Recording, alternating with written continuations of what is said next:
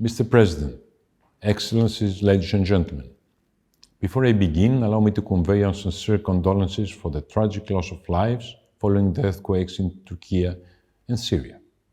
Greece has expressed its solidarity right from the beginning. Now it is an honor to address the 52nd session of the Human Rights Council. I would like to congratulate Ambassador Balek on assuming the presidency of the Council. I also wish a warm welcome to the new United Nations High Commissioner for Human Rights, Mr. Turk. We're looking forward to working with him in the difficult task he has assumed. Mr. President, we are faced with a series of unprecedented crises. The long-term effect of the pandemic, climate change, scarcity of basic goods such as food and water, and of course, prolonged conflicts caused by the blatant violation of international norms. In this context, we need to reaffirm our universal commitment to the respect of international law, and in particular, in the United Nations Charter. 75 years after its adoption, the Universal Declaration of Human Rights is here to underline that there can be no peace if human rights are violated. Unfortunately, on the 24th of February, a year elapsed since Russia invaded Ukraine.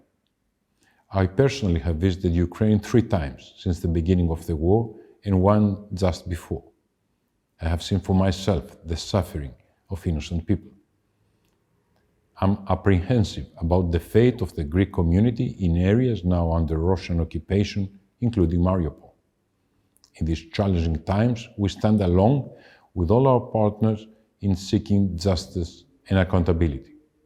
At the same time, we must not forget other conflicts conducive to human rights violations. Syria, Afghanistan, Libya, and Belarus are just a few cases. In this turmoil, Greece once again stood by its principles. Respect for rules-based multilateralism based on international law. After all, not all is doom and gloom. Efforts are being undertaken to improve the human rights situation in several countries. In times of severe challenges, there is one way forward: working together and building bridges in order to reach our common goals. To actively support this effort, Greece has put forward its candidature for the United Nations Security Council for 2025-2026. At the same time, we contribute to resolutions such as promoting cultural rights, sports and the Olympic Games, as well as the human rights in neurotechnology. Mr. President, it is with these priorities and principles that we aim to promote the vital work of the Council.